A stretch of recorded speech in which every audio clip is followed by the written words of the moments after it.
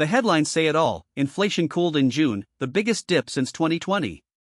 The U.S. Consumer Price Index was up 3.5% versus a year ago, a sharp slowdown from May's 4.2%, the highest in 3 years.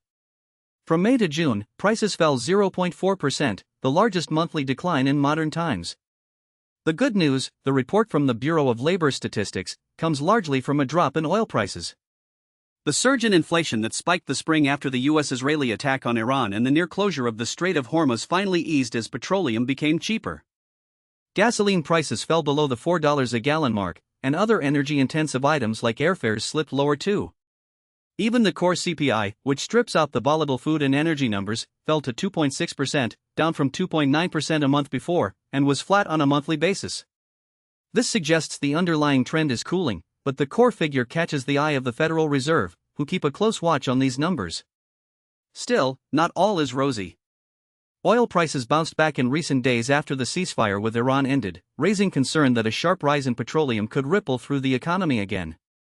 The more oil stays elevated, the more you get second-round effects on things like airlines, transportation, and even food prices, said Michael Gapin, chief U.S. economist at Morgan Stanley. I think it's a real risk.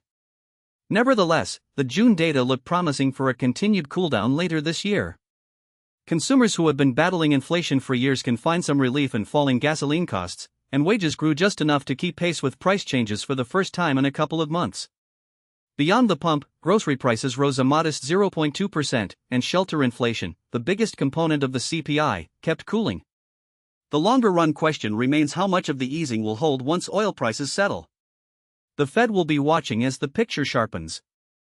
That's the fight of the month. Can inflation stay down now that oil is cheaper, or will a rebound pull it back up?